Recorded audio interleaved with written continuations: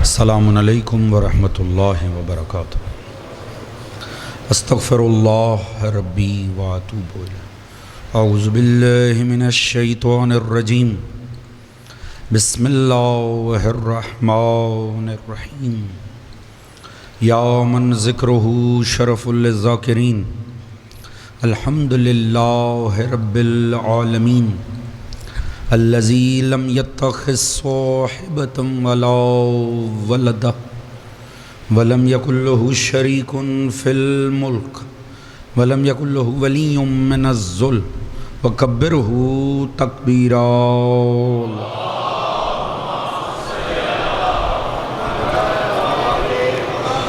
الصلاۃ والسلام علی رسولہ الکریم، مکی مدنی الامی، صاحب الوقار والسکینہ، المدفون بالارض مدینہ، ابی القاسم مصطفیٰ محمد صلی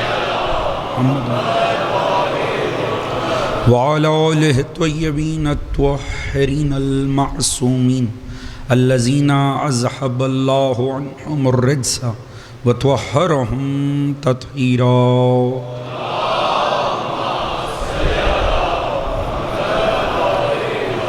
اما بعد فقد قال سبحانہ بسم اللہ الرحمن الرحیم، واذکر فی الکتاب ابراہیم انہ کان صدیقا نبیا۔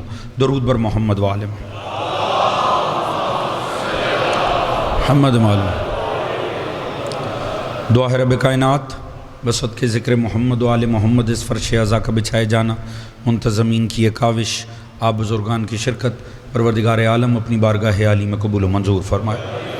آل محمد کے مقدس ذکر کے صدقے میں جو بھی نیک دلی شرعی حاجات مومنین و مومنات کے دلوں میں پروردگار قبول و منظور فرمائے۔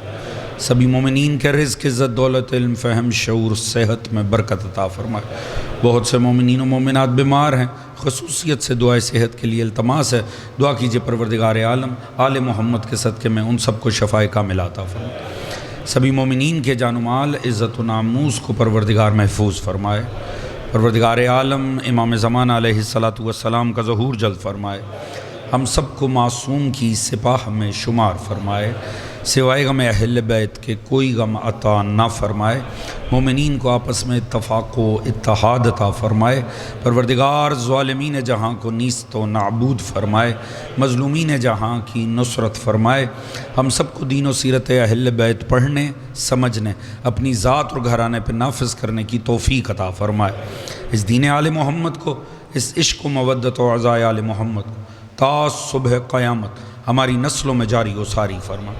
ہم سب کا خاتمہ بالحق بالخیر دین اہل بیت پر قرار فرمائے، اور آخرت میں سبھی مرحومین سمیت ہم سب کو شفاعت محمد و آل محمد سے بہرہ مند فرمائے۔ ایک باواز بلند درود پڑھ لیں محمد و آل محمد۔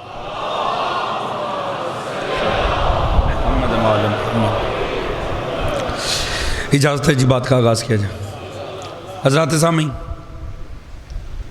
شیخ الانبیاء حضرت خلیل اللہ ابراہیم علیہ السلام کی پاک و پاکیزہ زندگی سے ہم استفادہ کر رہے ہیں۔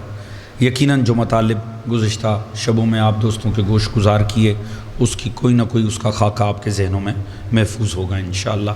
اس سلسلہ مجالس کی آج یہ ہماری چھٹی نشست ہے۔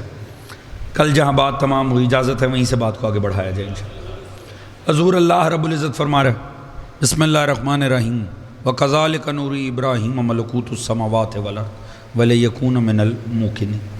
ہم نے آسمان و زمین میں کچھ ملکوت دکھائے ابراہیم کو تاکہ وہ ہو جائے یقین کرنے والوں میں سے۔ توجہ فرما رہے ہیں جی، ملکوت ملک کی جمع ہے۔ عرض کیا تھا یہ ساری کائنات، ساری تخلیق، ساری خدائی ملک پروردگار۔ ہمارا تصور ملک انتہائی محدود ہے، جبکہ حقیقتاً سب کچھ سوائے خدا کے اس کا جو کچھ بھی ہے وہ اس کا ملک ہے، اور اس پہ راج پروردگار عالم کا ہی۔ ایسے ہی ہے حضور، پروردگار ہی ہے جو مالک الملک ہے، پروردگار ہی ہے جس کے لیے ملک السماوات والارض ہے۔ آسمان و زمین میں جو کچھ بھی ہے وہ اللہ ہی کی ملکیت ہے۔ ایسے ہی حضور. لہٰذا اسی لیے معصوم نے فرمایا کہ جو کچھ ہے وہ سب دلیل ہے پروردگار کے وجود پہ. مولا متقیان علی ابن ابی طالب علیہ الصلاۃ والسلام اللہم صلی. معصوم فرماتے میں نے آج تک کچھ ایسا نہیں دیکھا جس میں اپنے رب کو نہ دیکھا. یعنی اتنی وضاحت ہے پروردگار کو. دیکھنے والی نگاہیں ہونی چاہیے, غور کرنے والے فہم ہونے چاہیے, انسان کی اتنی نگاہ میں گہرائی اور گہرائی ہونی چاہیے, ہر شے سے پروردگار تک پہنچا جا سکتا. یہی وجہ ہے, اصول کافی کی روایت ہے, معروف ہے, آپ نے لازمی سن رکھی ہوگی. ایک یہودی نے مولا امیر المومنین سے سوال کیا, حل رأیت ربک حین عبدتہ, یا علی جب سے بھی عبادت کر رہے ہیں آپ, جب سے عبادت کیا آپ نے رب کو دیکھا بھی ہے؟ آپ جب سے بھی حالت عبادت میں ہیں, آپ ایک اندیکھے خدا کی عبادت کرتے ہیں, مگر کبھی رب کو دیکھا بھی ہے؟ حضور اسے کیا پتا وہ سوال کس سے کر رہا. فرمایا ما کنت اعبد رب لم ارہ, تیرا کا خیال ہے میں کسی ایسے رب کی عبادت کروں گا جسے میں نے دیکھا ہی نہ ہو؟ توجہ ہے دوستان؟ کیف رأیتک یا علی, وہ حیران ہو گیا. ایسا جواب تو آج تک کسی نے دیا ہی نہیں, ایسا جواب تو کوئی دیتا ہی نہیں. کہا سرکار آپ نے کیسے دیکھ لیا, کہاں دیکھا؟ فرمایا لا تدرکہ العیون فی مشاہدۃ الابصار ولکن رأت القلوب بحقائق الایمان. یاد رکھ آنکھوں میں وہ وسعت اور طاقت ہی نہیں ہے اس کی ذات کو جالیں, میں نے حقائق ایمان کے تحت دل کی آنکھوں سے اللہ کو دیکھا. ہر شے سے پروردگار ملتا ہے, نگاہوں میں وہ دم ہونا چاہیے, نگاہوں میں وہ چاشنی. درود پڑھیے گا محمد و آل محمد کی ذات, اللہم صلی علی محمد و آل. اللہ نے اپنے خلیل کے درجہ یقین کو بلند کر دیا, اسے آسمان و زمین کے ملکوت دکھا کے. حضور کیوں دکھایا تھا؟ ہدف تھا تاکہ وہ ہو جائے یقین کرنے والوں میں سے. اس کا مطلب ہے ابراہیم علیہ السلام, ہماری تو اوقات فہم ہی نہیں ہے کہ ہم جان سکیں کہ ابراہیم کا ایمان کیا تھا, ابراہیم کا یقین کی بلندی کیا تھی. جو بھی ہوگی بھائی, ایک بات تو طے ہے, ملکوت دیکھنے کے بعد اضافہ ہی ہوا ہوگا نا. توجہ فرما رہے ہیں جی بھائی؟ جہاں پر بھی ایمان ہوگا. اچھا اگر لطف آئے نا بات پہنچے تو آپ نے میرا ساتھ دینا ہے. توجہ فرما رہے ہیں جی؟ مجلس پڑھی نہیں جاتی, پڑھائی جاتی ہے. آگے بیٹھے ہوئے ذرا زیادہ تعاون فرمائیں گے. حضور ابراہیم کا جہاں پر بھی یقین ہوگا, مگر ایک بات تو طے ہے, جب ملکوت دیکھ لیے اضافہ ہی ہوا ہوگا نا, بڑا ہی ہوگا نا. یہ شیخ الانبیاء ہے, خلیل خدا ہے, بعد مصطفیٰ 1.25 لاکھ نبیوں سے افضل ہے, مگر جو بھی ہیں یقین میں اضافے کی گنجائش تھی, اور ملکوت دیکھنے کے بعد یقیناً اضافہ ہوا. حضور اللہ ہی جانتا ہے وارث مصطفیٰ علی مرتضیٰ یقین کی کس کیفیت پہ ہے وہ ذات جو کہتی میرے آگے سے حجابات آسمانی ہٹا دیے جائے, میرے یقین میں رتی بھر بھی اضافہ نہیں ہوتا.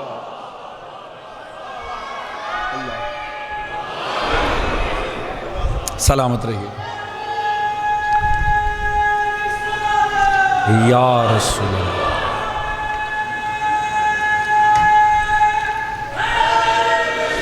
یا علی یا علی یا علی. بات پہنچ رہی ہے دوستان عزیز؟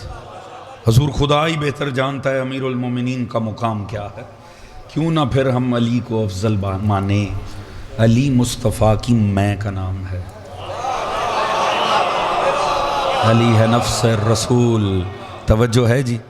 کوئی پوچھے کیا دلیل ہے علی سب سے افضل ہیں کائنات میں بعد مصطفیٰ؟ یہی دلیل ہے کہ مصطفیٰ افضل ہیں کائنات سے. توجہ فرما رہے ہیں؟ اور قرآن کہہ رہا ہے علی نفس رسول ہے. توجہ فرما رہے ہیں حضور؟ اللہ ہی بہتر جانتا ہے یقین کی کس کیفیت میں. ہوا کیا؟ میں نے آپ کے سامنے حضور واقعات پیش کیے, کل جہاں تک اس سے انشاءاللہ ابھی آگے بڑھتے ہیں. چاند کو دیکھا گیا, ستارے کو دیکھا گیا, سورج کو دیکھا گیا, پرستش ان کی ہو رہی تھی. فلما جن الہ اللیل را کوکبا قال ھذا ربی فلما افل قال لا احب الافلین. ستارہ آسمان پر آیا, اسے رب مانا جاتا تھا. آپ نے فرمایا ہاذا ربی، کیا یہ میرا رب ہے؟ فلما افل، وہ ڈوب گیا، کہنے لگے لا احب الافلین۔ اسی لیے میں نے عرض کیا ستاروں کا پرابلم ہی یہ ہے، ستاروں کو قرار حاصل نہیں ہوتا۔ اچھا ویسے ستارے بیچارے جاتے تو کہیں نہیں ہیں، وہ تو ڈوبتے نہیں ہیں، ستارے تو ہر وقت موجود ہوتے ہیں، آپ کو اور مجھے دکھنا بند ہو جاتے ہیں نا روشنی کی وجہ سے، تو اس میں ستارے کا قصور تو نہیں ہے۔ توجہ ہے جی؟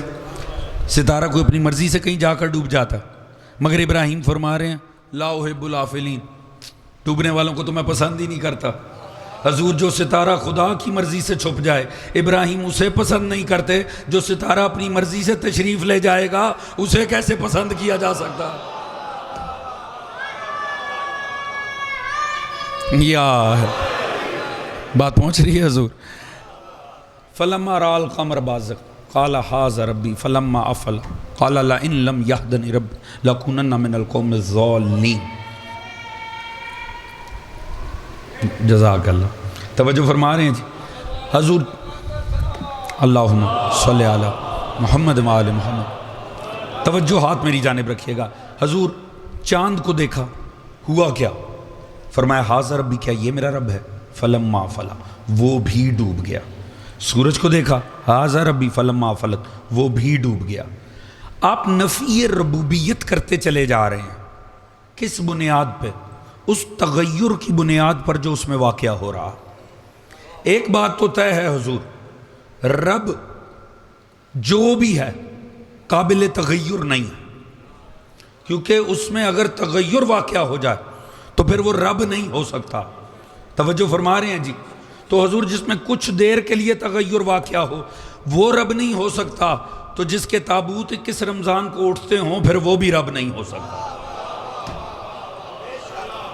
جس کے لیے شہادت ہے، جس کے لیے اللہ نے شہادت رقم کر رکھی، اس کے لیے بھی پھر یہ لفظ نہیں آ سکتا۔ بات پہنچ رہی ہے حضور؟ اس بات پہ واضح رہیے گا۔ حضور ہو کیا رہا ہے؟ اب جب دیکھ رہے ہیں کہ یہ بھی ڈوب گیا، کہنے لگے لئن لم یہدنی ربی لأکونن من القوم الضالین۔ یہ بات بڑی لطیف ہے۔ فرمانے لگے اگر میرا رب میری ہدایت نہ کرے تو میں تو ضالین میں سے ہو جاؤں گا۔ کون سا مومن ہوگا جسے اس لفظ سے آشنائی نہیں ہوگی؟ لفظ ضالین، چلیں دوالین کر لیجئے۔ توجہ ہے جی؟ آپ کو آشنائی ہے کہ نہیں اس لفظ سے؟ ہے نا؟ حضور نماز پڑھتے ہیں نا، ذرا اونچی کہیے، نماز پڑھتے ہیں نا، پڑھنی چاہیے۔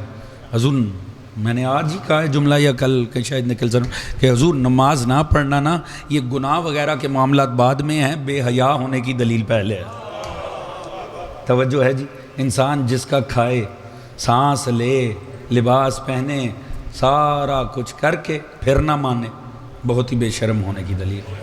توجہ فرما رہے ہیں جی؟ واضح رہیے گا اس بات پہ، نماز نہ پڑھنا خباثت ہے۔ یہ گناہ وغیرہ کے معاملات تو بعد میں ہیں، اور اس کے اوپر جتنی شدت ہے اتنی تو کسی بات پہ شدت نہیں ہے۔ کسی نے معصوم سے پوچھا تھا مولا کیا وجہ ہے؟ بے نمازی کے لیے کفر تک کی بات آ گئی، زانی کے لیے نہیں آئی، زنا کرنے والے کے لیے روایت میں کفر کی بات نہیں ہے کہ کوئی شخص اگر زنا کرتا وہ کافر ہے، نماز چھوڑ دینے کے لیے آ گئی۔ وجہ کیا ہے؟ آپ نے فرمایا کم از کم کوئی تو جواز خدا کے آگے پیش کرے گا، چاہے جھوٹا ہی صحیح، چلو یہی کہہ لے گا کہ بس میں نے عارضی لطف کی خاطر یہ خباثت کی۔ نماز چھوڑنے والا کیا کہے گا سوائے اس کے کہ اس نے خدا کی بات کو اہمیت ہی نہیں دی، لہٰذا یہ کفر کی حد تک ضلالت ہے۔ بات پہنچ رہی ہے حضور؟ کم از کم ہر نمازی دن میں 10 مرتبہ تو اس کی زبان پہ آتا ہے ضالین، اور وہ رب سے کہتا ہے یا اللہ ضالین والا معاملہ نہ کری میرے ساتھ، صراط مستقیم والا۔ توجہ ہے جی؟ اب ایک بحث ہے کہ صراط مستقیم پہ کون ہو سکتے ہیں، صراط مستقیم سے مراد کیا ہے؟ لیجئے میں آپ کا زیادہ وقت ضائع نہیں کروں گا، اگر بات پہنچے خصوصاً پچھلے دوست اگلے تو ساتھ دے رہے ہیں، پچھلے بھی انشاءاللہ میرا ساتھ دیں گے، تو ضالین کیا ہو سکتا ہے حضور؟ دیکھیں جو بھی ہے ضد ہے صراط مستقیم کی، صراط مستقیم پہ جو ہوگا وہ ضالین میں سے نہیں ہوگا، اور جو ضالین میں سے ہوگا وہ کسی طور صراط مستقیم پہ نہیں ہوگا۔ اس کا مطلب ہے ایک کا معنی مل گیا تو دوسرے کی پہچان ہو جائے گی۔ توجہ ہے جی؟ تعریف الاشیاء باضدادہ، چیزیں اپنی ضدوں سے پہچانی جاتی ہیں نا حضور۔ روشنی اندھیرے سے پہچانی جاتی ہے، دن رات سے پہچانا جاتا ہے۔ ایک کی تعریف ملی، دوسرا خود بخود مل جائے گا، کیونکہ ساری امت روزانہ خدا سے کہتی ہے یا اللہ صراط مستقیم پہ رکھنا۔ بات پہنچ رہی ہے جی؟ ابراہیم فرما رہے ہیں چاند خود سے بنا لیا، سورج خود سے بنا لیا، ستارے خود سے بنا کے پوجنے لگے۔ ابراہیم فرما رہے میرا رب میری ہدایت نہ کرے، میں تو ضالین میں سے ہو جاؤں گا۔ پتہ چلا ضالین انہیں کہتے ہیں جو خود سے بنا کے مانتے ہیں، تو صراط مستقیم پہ وہ ہوں گے جو خدا کے بنائوں کے پیچھے چلتے ہیں۔ سلامت۔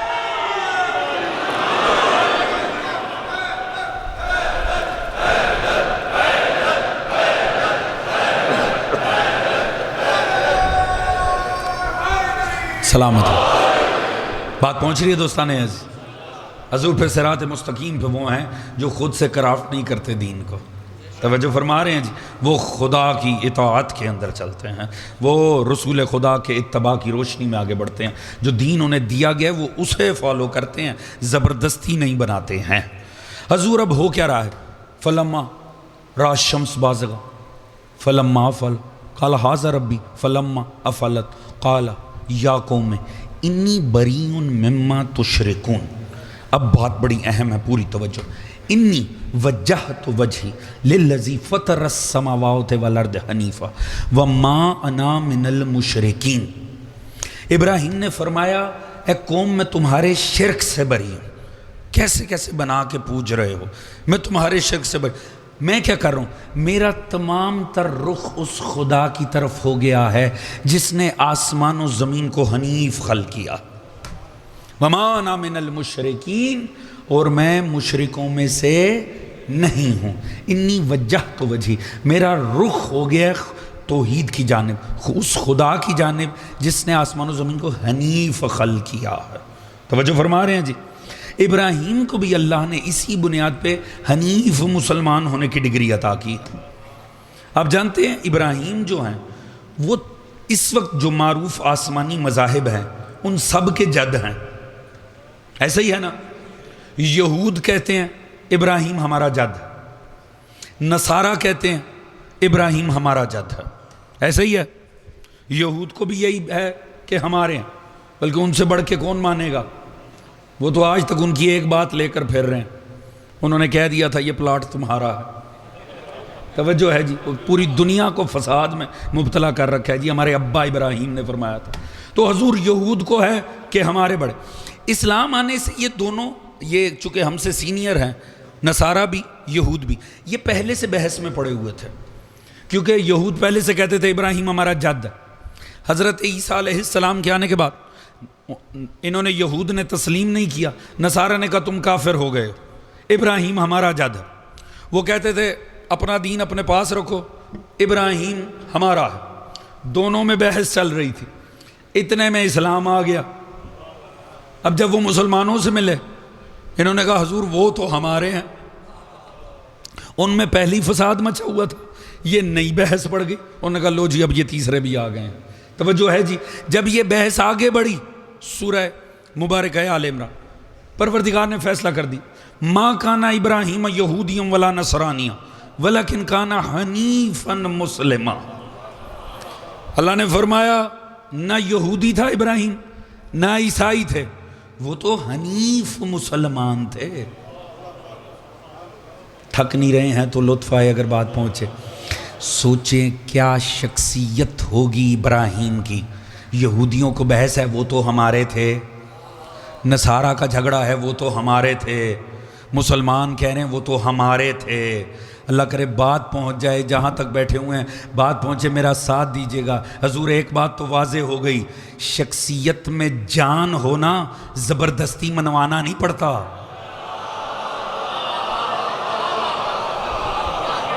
پتہ نہیں میری بات پہنچی بھی ہے کہ نہیں؟ توجہ فرما رہے ہیں جی؟ حضور شخصیت میں جان ہونی چاہیے۔ کیا فائدہ ایسوں کو ماننے کا، ساری زندگی دفاعی کانفرنس ہی کرائی جائیں۔ توجہ ہے جی؟ ہر سال دفاع، ہر سال دفاع۔ توجہ فرما رہے ہیں جی؟ شخصیت ایسی ہونی چاہیے، ہر کوئی کہے انہیں تو ہم بھی مانتے ہیں۔ شخصیت میں دم ہونا چاہیے. توجہ فرما رہے ہیں جی. کیا ہوگی ابراہیم کی شخصیت؟ ہر مذہب کا حامل یہ کہہ رہا ہے وہ تو ہمارے تھے، وہ تو ہمارے تھے. بات پہنچ رہی ہے کہ نہیں حضور؟ چلیں جن دوستوں نے ابھی تک ساتھ نہیں دیا میں جملے بدل کے عرض کرتا ہوں، دکھاؤں پھر اس کی کوئی مثال. توجہ فرما رہے ہیں جی. شخصیت میں دم ہونا چاہیے. ہر کوئی کہتا ہے ہمارا ہے. سلمان فارسی نہ ہجرت کر کے مکہ سے آیا ہے، نہ لوکل مدینے کا ہے. مہاجروں نے عظمت دیکھ کر کہا یہ ہمارا ہے، انصار نے کہا نہیں ہمارا ہے. مصطفیٰ نے فرمایا نہ تمہارا ہے نہ تمہارا، منا اہل البیت، وہ تو ہمارا. اللہ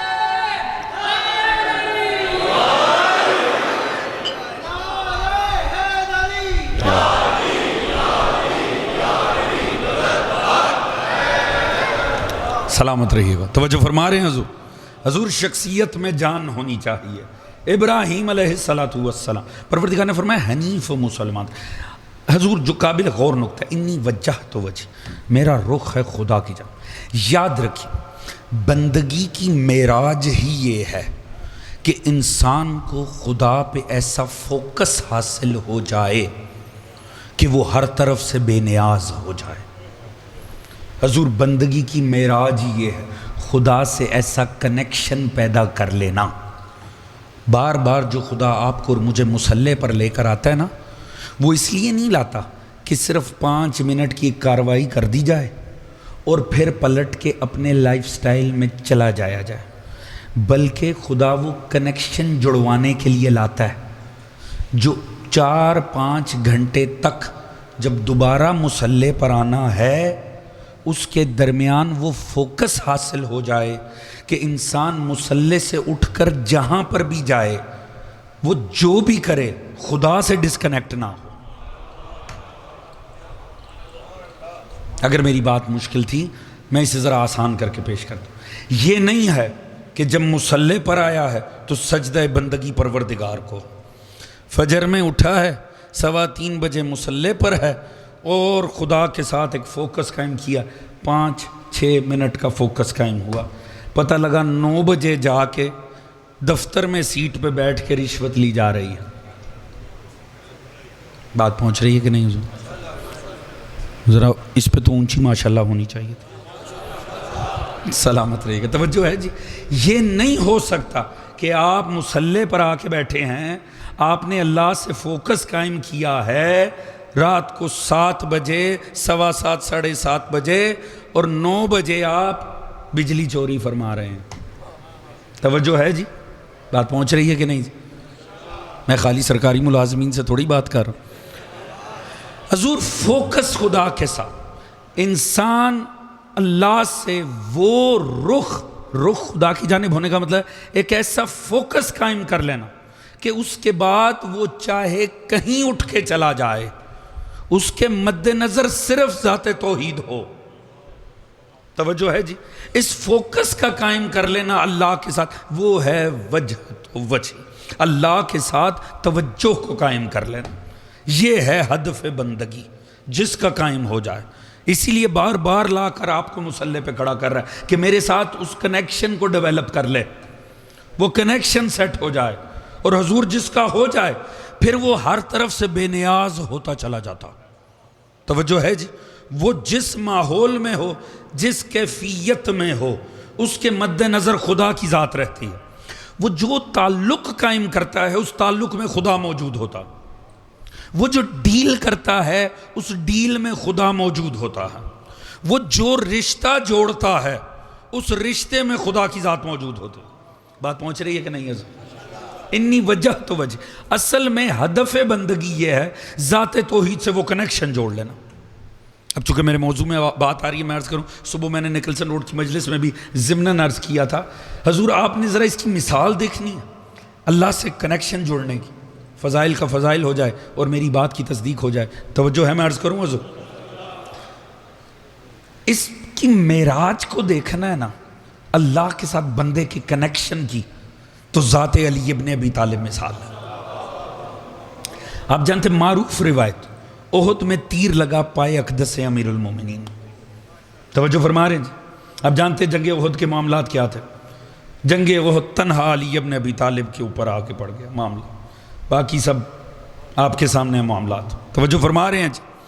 حضور تیر لگا نا، تیر اتنا شدید قسم کا تھا، اتنی تکلیف تھی مولا امیر المومنین کو کہ جب طبیب اس پہ ہاتھ رکھتا تھا نا، مولا اس کا ہاتھ تھام لیتے تھے کیونکہ تکلیف بہت زیادہ تھی۔ اس نے اوپر سے توڑ دیا، پھل اندر رہ گیا۔ حضور یہ یاد رکھیے گا، آل محمد نے معجزے دکھائے ہیں اپنے عہدے کے اثبات کے لیے، مگر زندگی عام بندوں کی طرح گزاری ہے۔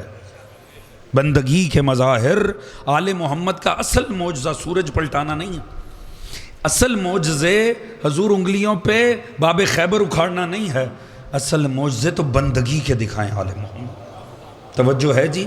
جو بھوک اور پیاس آل محمد دکھا گئے نا راہ حق کے اندر، اس سے بڑا کوئی معجزہ ہی نہیں ہے۔ تھک تو نہیں رہے ہیں نا حضور؟ حضور آپ جانتے جنگ احد میں عالم یہ تھا کہ شاہ عبد الحق محدث دہلوی نے لکھا ہے، تنہا رسول خدا کے ارد کے چکر لگا رہے ہیں گھوڑے کے اوپر، کہیں سے کوئی کافر 20 مرتبہ مولا امیر گھوڑے سے گرے ہیں میدان میں، شدید زخمی ہوئے علی ابن ابی طالب جنگ احد میں، یعنی 20 دفعہ تو آپ راہوار سے زمین پہ گرے ہیں۔ آپ اسے اندازہ کر سکتے ہیں کتنا سنگین اور تلخ ماحول ہوگا وہاں پہ، اور رسول خدا بھی زخمی ہیں، اور آپ بتا رہے ہیں یا علی یہاں سے حملہ آور آ رہا ہے، یا علی وہاں سے حملہ آور، اور مولا امیر تنہا رسول خدا کے ارد گرد لڑ رہے ہیں۔ آپ جانتے ہیں محدث دہلوی خان وادہ مکتب تشیع سے کوئی ہمدردی رکھنے والا نہیں، انہوں نے یہ تحفہ اثنا عشر لکھے تھے۔ آج تک جتنی تشیع مخالف کتابیں بر صغیر میں لکھی گئی ہیں یہ ساری اسی کتاب کا چربہ ہے، کسی نے شیعت کو نہیں پڑھا ہوا، کوئی اتنی زحمت ہی نہیں کرتا، اسی کے مضامین کو گھما پھرا کے آگے پیچھے کر کے، لہٰذا جو جھوٹ اس میں آ گیا وہ اگلی 1000 کتابوں میں بھی آ گیا۔ مگر انہوں نے مدارج النبوت میں لکھا، شاہ عبد الحق محدث دہلوی نے مدارج النبوت میں، وہ فرماتے ہیں، تھک تو نہیں رہے، بات لطیفہ اگر پہنچے گی تو، میں نے یوں ہی آپ کی توجہ لینے کے لیے روایت پہ آ گیا ہوں، ذہن میں آ گئی تھی۔ صاحب مدارج النبوت کہتے ہیں رسول خدا نے ارد گرد دیکھا، رسول کو کوئی نظر نہیں آیا، تو آپ نے مولا علی سے مخاطب ہو کر فرمایا، یا علی جب سب چلے گئے۔ اچھا یہ بھی نا ویسے مترجمین نے کمال کیا، اصل کتاب فارسی میں ہے اور جو لفظ اس میں ہے نا اس کے ترجمے کی ضرورت نہیں تھی کیونکہ اردو میں وہی لفظ استعمال ہوتا ہے، مگر مترجم کو لگا کہ نہیں یہ لفظ مناسب نہیں ہے، توجہ ہے جی، لہٰذا انہوں نے بات کے شدت کو ہلکا کرنے کے لیے ترجمہ کر دیا چلے گئے، توجہ فرما رہے ہیں جی، جبکہ جو لفظ فارسی میں وہی اردو میں ہے، مگر انہوں نے نہیں پسند فرمایا، انہوں نے اس کا بھی ترجمہ پکڑ کے کر دیا۔ مگر کمال تو جو مولا کا جواب لکھا ہے اس میں، رسول خدا نے مدارج النبوت میں نے گناہگار آنکھوں سے پڑھ رکھا ہے، کہا یا علی جب سب چلے گئے تو آپ کیوں نہ گئے؟ مولا آگے سے فرمانے لگے یا رسول اللہ اغفر لی بعد الایمان، کیا ایمان لانے کے بعد کافر ہو جاتا؟ یا سلام یا توجہ فرما رہے ہیں حضور، مولا تو ہیں کل ایمان، البتہ جانے والوں کے معاملات مشکل میں آ گئے، توجہ ہے جی حضور۔ اب اتنی بری حالت ہو رہی تھی مولا امیر المومنین کی، اب وہ جو تیر لگانا اس کا پھل بیچ میں رہ گیا، بہت ہی خطرناک معاملہ تھا۔ اس طبیب نے رسول خدا سے کہا، اس نے کہا سرکار معاملہ بڑا خراب ہے، اگر زیادہ دیر یہ تیر رہا نہ پائے اقدس مولا امیر میں تو پھر زہر پھیل سکتا ہے، یہ خطرناک معاملہ ہو سکتا ہے، کیا ہونا اس کو نکالنا لازمی ہے۔ حضور توجہ رکھیے گا، ذہن اپنے اسی میں رکھے، انی وجہ توجہ، اللہ سے کنیکشن، ذرا کمال دیکھیں، میں آپ کو رسول کی زبان سے وہ کنیکشن دکھانے لگا ہوں کردار میں۔ جب کہا نا سرکار نکالنا لازمی ہے، مگر کیا کریں، علی اجازت ہی نہیں دیتے، چھونے لگتے ہیں، وہ ہاتھ پکڑ لیتے ہیں، آپ نے فرمایا کوئی نہ ٹچ کرے علی کو مصلی پہ آنے دو۔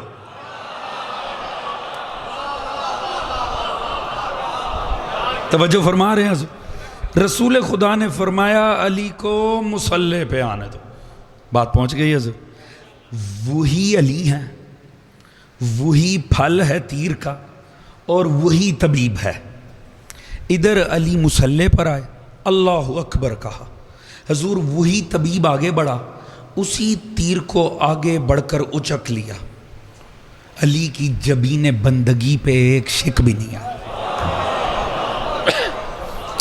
توجہ فرما رہے ہیں جی، جبین بندگی امیر المومنین پر ایک لمحے کے لیے بال نہیں آیا۔ اگر بات پہنچے گی لطف آئے گا۔ علی کی جبین عقیدت پہ تو بل نہیں آیا، ناسبیت کے ضرور آ گیا۔ توجہ ہے جی، عالم اسلام کے ایک بڑے مفسر، ان کی طبیعت بگڑ گئی۔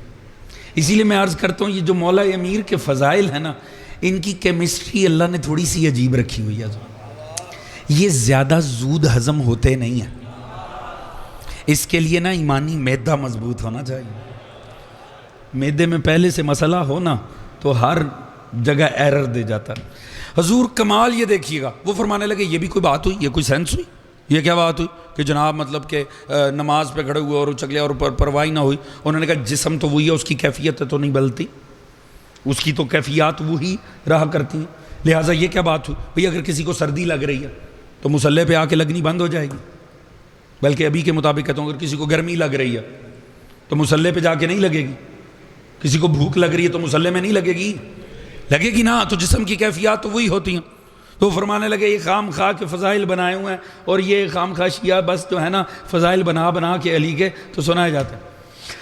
حضور خدا کا کروڑ ہے احسان ہے، ناسبیت کی جب بھی طبیعت خراب ہوتی ہے اللہ نے ہمارے مکتب میں ایسے وارثان انبیاء رکھے ہوئے ہیں،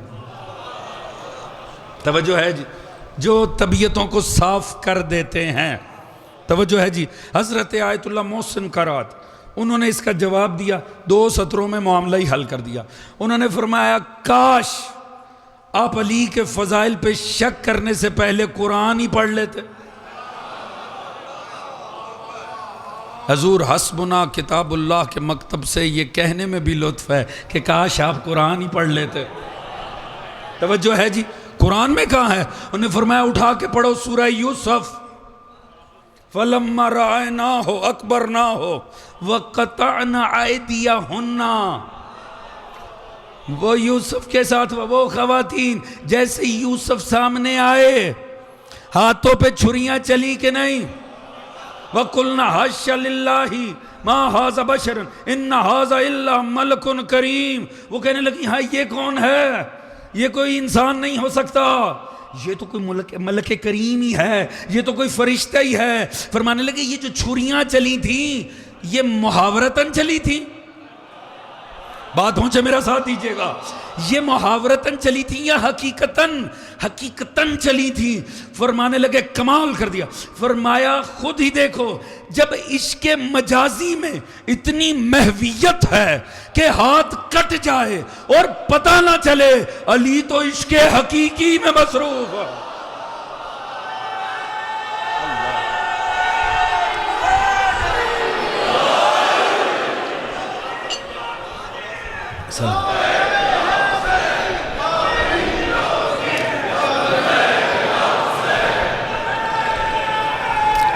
سلامت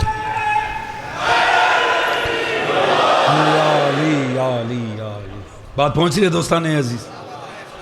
حضور خدا کی ذات کے ساتھ وہ کنیکشن مولا امیر المومنین کا کہ حضور جب ایک مرتبہ آ جائیں علی ابن ابی طالب خدا کی بارگاہ میں پھر محسوس ہی نہیں ہوتا۔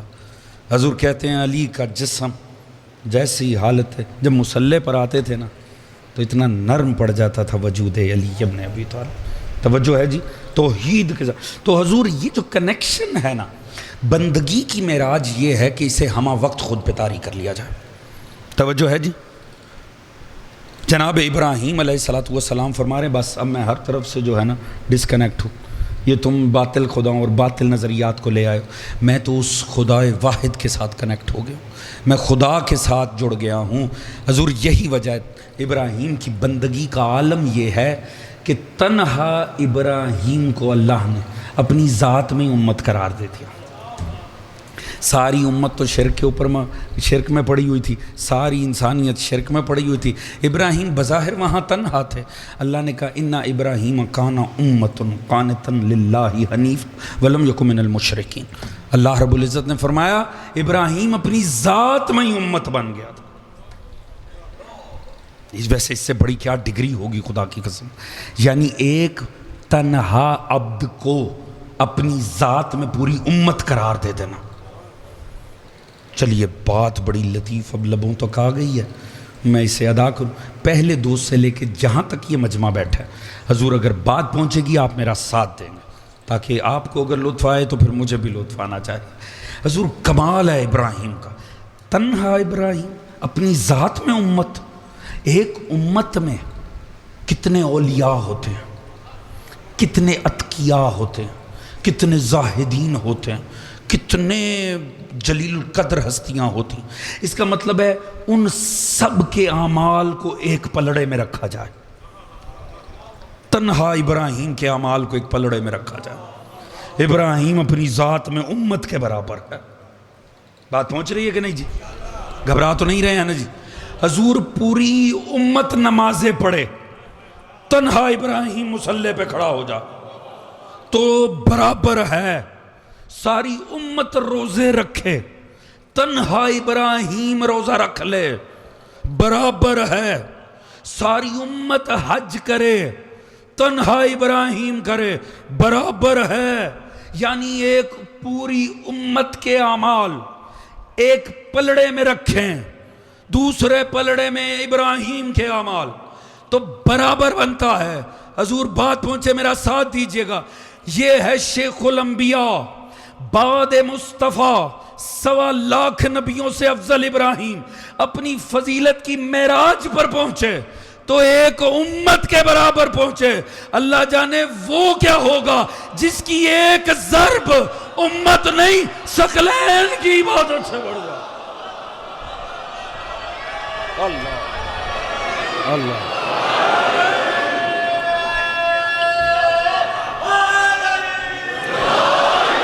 یا علی یا علی مدد حق سلامت رہے.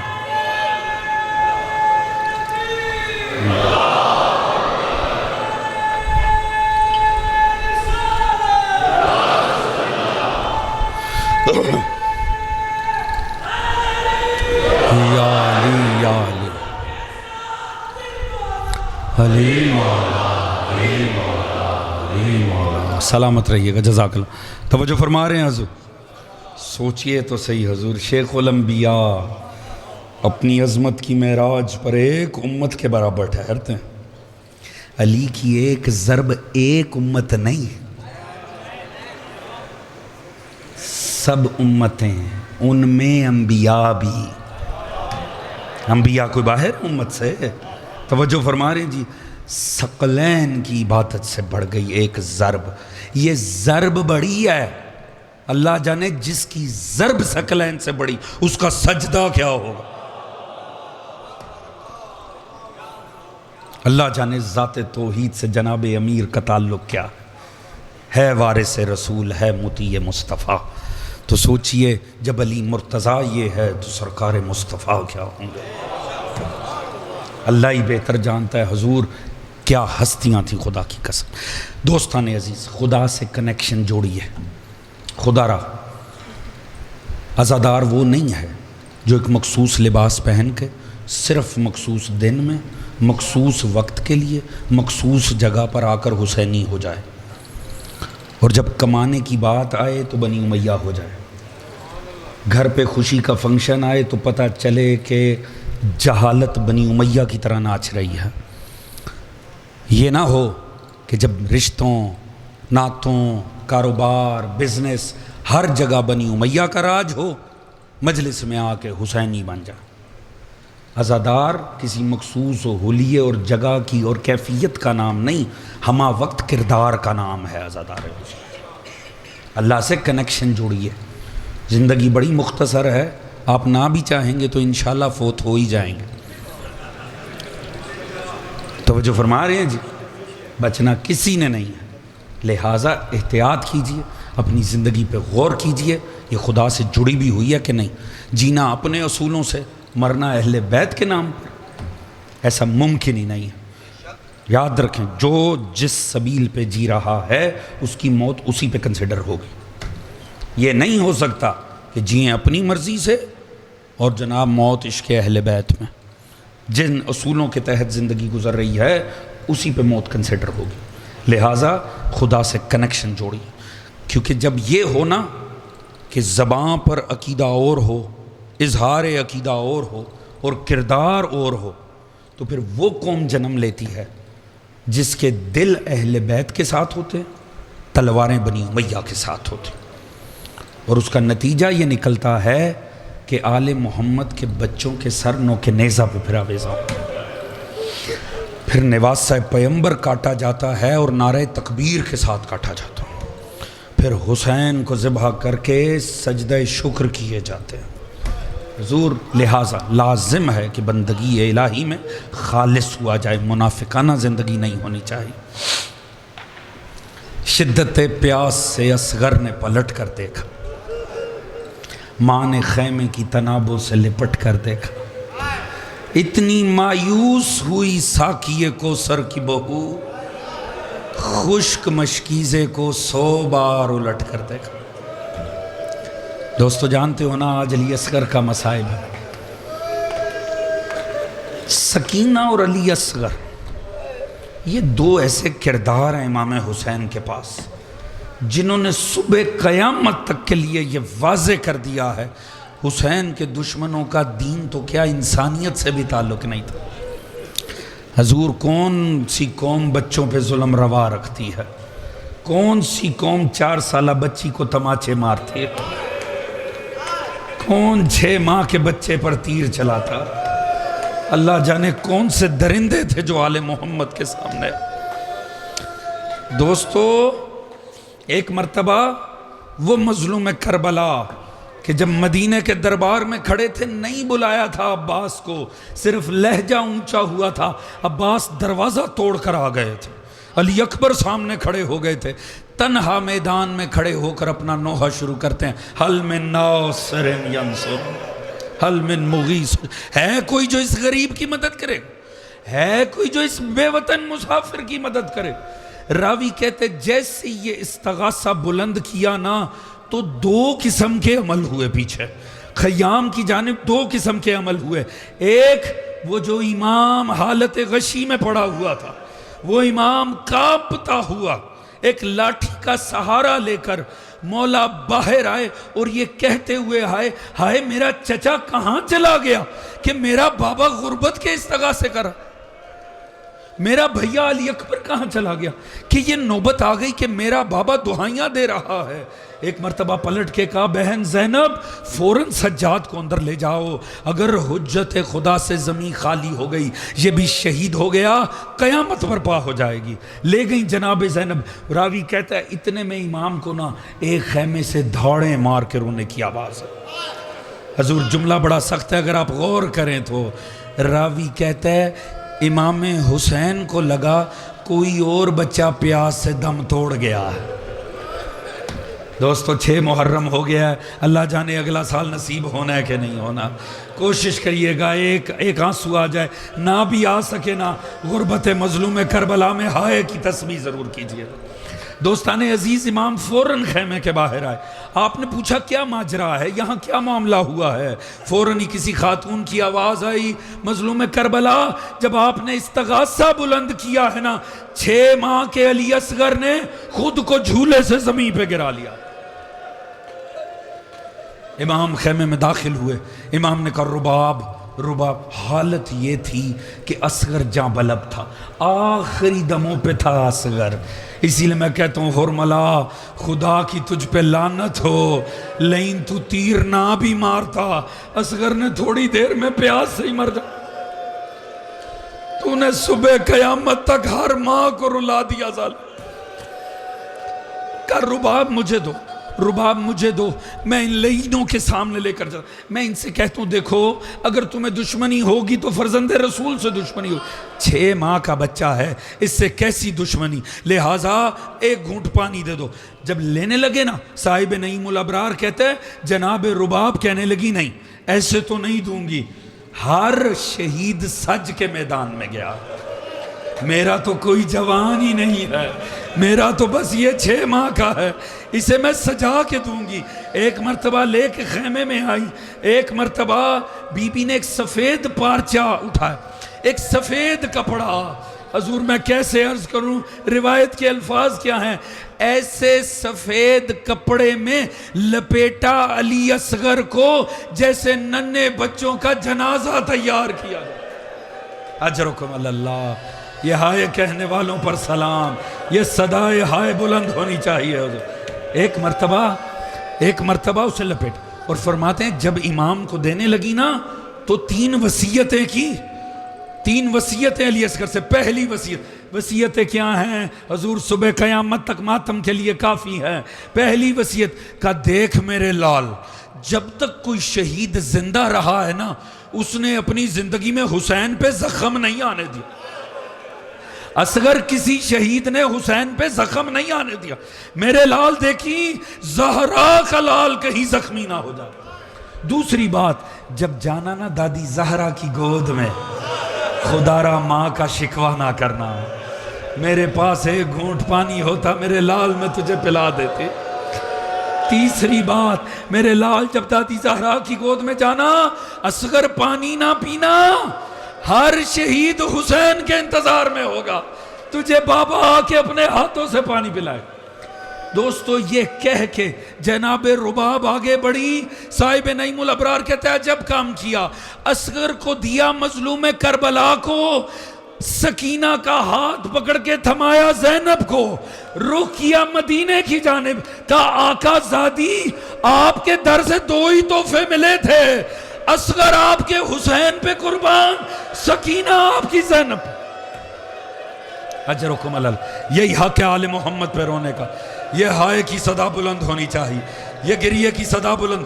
میں نے عرض کیا اللہ جانے اگلا سال ہمیں نصیب ہوگا کہ نہیں، یہ رونا رباب کے دل کو شاید راحت دے دے حضور۔ وہ جو ساری زندگی کبھی ٹھنڈا پانی نہ پیتی تھی، وہ جو ساری زندگی دھوپ میں ہی زندگی گزار گئی حضور۔ ایک مرتبہ امام لیا، امام نے علی اصغر کو لیا، ان لعینوں کے سامنے آئے، امام نے فرمایا دیکھو بدبختو، تمہاری دشمنی ہوگی تو میری ذات سے ہوگی، دیکھو میرے سے جو دشمنی کرنی ہے کر لو، یہ 6 ماہ کا بچہ ہے، ایک گھونٹ پانی مل جائے یہ بچ جائے گا، ایک گھونٹ پانی۔ حضور جو اس کے بعد ہوا نا، میں اسے کیسے الفاظ میں ڈھالوں، جب سنا نا کسی لعین نے لشکر کو مخاطب کر کے کہا پینا خود ہے بچے کا بہانہ کر رہا، اتنا سننا تھا مظلوم کربلا کو جلال آ گیا۔ ایک مرتبہ تڑپ کے کہا علی اصغر تیرے باپ کے عصمت پہ شک آ رہا ہے، حجت خدا کی، اب تو خود ابلاغ کر۔ اتنا کہنا تھا کربلا میں قیامت نہیں آ گئی، ننھی سی زبان ہونٹوں سے باہر آئی۔ بڑا دردناک منظر تھا دوستو۔ نانا اسے ایسے نہیں سننا، اسے ایسے نہیں سننا۔ امام حسین نے کتنا مشکل وقت دیکھا کربلا میں، آپ کو نہیں کہا شیعو کاش تم ہوتے، تم دیکھتے میں اکبر کے سینے سے برچھی کیسے نکال رہا تھا، تم ہوتے تم دیکھتے میں کیسے قاسم کو سمیٹ رہا تھا۔ یہ اتنا مشکل منظر تھا کہ کاش شیعو تم کربلا میں ہوتے، تم دیکھتے کیف استسقی لطفل، کیسے میں اپنے بچے کے لیے پانی مانگ رہا۔ یہ کربلا کے دردناک منظروں میں سے ایک ہے۔ حضور جیسے ہی اصغر نے خشک ہونٹوں سے ننھی سی زبان نکالی، قیامت نہیں آ گئی، لشکر اشکیا اپنی ابائیں اپنے چہروں پہ ڈال کے رونے لگے۔ ایک مرتبہ کوہرام ہو گیا، جیسے ہی پسر سعد ملون نے دیکھا میرے لشکر کا رنگ بدل رہا ہے، کاش قیامت آ جاتی۔ لعین نے کہا ہرملا اقطع کلام الحسین، حسین کے کلام کو اس لعین نے وہ تیر اٹھایا جو انسانوں کو نہیں مارے جاتے تھے، اتنا وزنی تیر چلا کہ مظلوم کے ہاتھوں پہ ایک کان سے دوسرے کان تک اصغر ذبح ہو۔ اجرکم اللہ، یہی حق ہے آل محمد کی غربت پہ رونے کا۔ ان صداؤں کو بلند ہونا چاہیے دوستو۔ یہ باب الحوائج علی اصغر کا مصائب۔ آپ جانتے مختار نے سب سے زیادہ کوشش کسی لین کو پکڑنے کے لیے کی تو حرملا کو پکڑنے کے، اس نے سب سے بڑا انعام حرملا کے اوپر رکھا۔ جب یہ لین پکڑا گیا نا، بیٹھا تھا تخت پہ مختار، سامنے اس لین کو بٹھایا۔ جناب مختار نے کہا بتا تو صحیح ظالم، تو نے کربلا میں کیا ظلم کیا تھا کہ تیرے ظلم کے بعد اصغر کی ماں کبھی چھاؤں میں ہی نہیں بیٹھی؟ تو نے ایسا کیا کیا کہ آل محمد کی بیبیاں ٹھنڈا پانی پی نہیں چھوڑ گئی؟ لین بتا تو صحیح۔ دو باتیں پوچھیں، ایک یہ جب تو نے اصغر کو مارا اصغر کی حالت کیا تھی، دوسرا یہ کہ جو تیر مارا اس کی کیفیت کیا تھی۔ اس لین نے کہا مختار مجھے مارنا ہے تم ویسے ہی مار دے، مجھ سے پوچھنا۔ مگر جناب مختار نے اصرار کیا کہ لین میں تیرا حشر برباد کر دوں گا، مجھے بتا جب تو نے مارا تھا تیر اصغر کی کیفیت کیا تھی؟ اس نے ایک لفظ استعمال کیا، مختار جیسا جوان تخت چھوڑ کے زمین پہ بیٹھ کے ماتم کرنے لگا۔ اس نے کہا جب میں نے تیر چلایا نا اصغر حالت تلذذ میں تھا۔ مختار اس لفظ کی تاب نہیں لا سکا، مختار زمین پہ بیٹھ گیا۔ علماء نے لکھا حالت تلذذ مچھلی کے مرنے سے پہلے آخری کیفیت کا، اجرکم اللہ۔ کہا جب مچھلی کو پانی سے نکالو پہلی حالت مچھلی تڑپتی ہے، دوسری حالت جب اتنا دم نہ رہے کبھی دائیں جانب پلٹتی ہے کبھی بائیں جانب، جب اتنی سکت بھی نہ رہے آخر میں چھوٹا سا منہ کھول دیتی ہے۔ مطلب ہوتا ہے میں اب بھی بڑی پیاسی ہوں۔ کہا اصغر 8 محرم کو پہلی حالت میں، 9 محرم کو دوسری، 10 محرم کو چھوٹا سا منہ کھلا تھا۔ کہا ظالم بتا تو صحیح، ظالم بتا تو صحیح تو نے تیر کون سا مارا تھا؟ اس نے کہا مختار تو نے سزا دینی دے لے، مجھ سے پوچھنا۔ جب اصرار بڑھا اس لعین نے وہاں مختار کے سامنے بیٹھ کے اقرار کیا۔ اس نے کہا مختار جو تیر میں نے مارا تھا نا اصغر کو، ویسے صرف 3 تیر ہی میرے پاس تھے، صرف 3 تیر۔ مختار نے پوچھا تو نے کہاں کہاں استعمال کیا؟ اس نے کہا پہلا جب علی اصغر امام کے ہاتھوں پہ تھا حسین کے، میں نے وہ تیر چلایا تھا، اس تیر نے ایک کان سے دوسرے کان تک اصغر کو ذبح کر دیا۔ کہا دوسرا تیر کب؟ کہا جب حسین گھوڑے سے زمین پر آئے، حسین زمین پہ گرے تھے، حسین کی آنکھوں میں لہو آ گیا، حسین نے اپنی عبا اٹھا کے جیسے ہی اپنے چہرے کا خون صاف، مجھے جگہ نظر آئی، میں نے حسین کے دل پہ دوسرا تیر مارا۔ پوچھا تیسرا تیر؟ اس لعین نے کہا بعد شہادت حسین جب ہم نے اصغر کو زمین سے برآمد کیا، میں نے تیسرے تیر سے اصغر کی گردن کو جدا کر کے نو کے نیزہ پہ آویزہ، ماتم علی اصغر ماتم۔